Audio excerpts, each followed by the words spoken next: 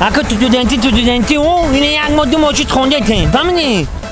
اگه ارون یفتن نکن ارون میدین دخترکای دچم بیرن دخترکای دبای دچم بیرن دیدی؟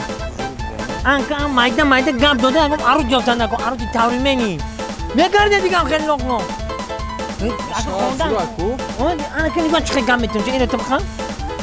خمای خیلی به زور کدی قطعا برو دامید این بخوام اگه در قشلاق خب 24 تا همون آسیا خودت میرفتی خودت خیلی لنگر میگه اگه چه گردن چیدی با منم گم نده چوکی وقت که کلون گم میدنه هانتی فهم باجم تا همه محاکی مجده این فهمیدی؟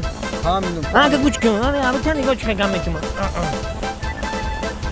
مادی بیتم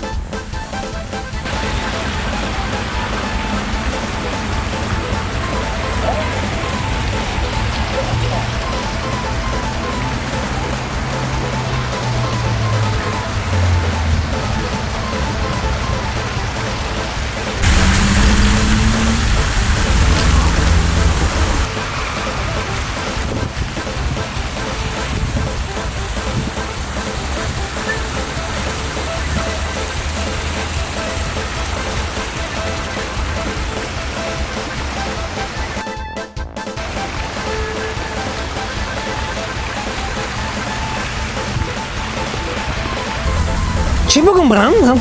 دام پیچیده تا نمیدونم چی بگم تو وقتام نکی خوشروان کن؟ شروع کرد؟ نه خودت گفتی ما گپ همه دونو آنجا بید من خیلی بابرم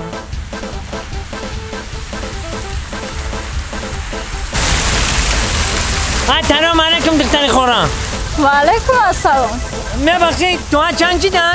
با فکرم کور نستی اون ساعت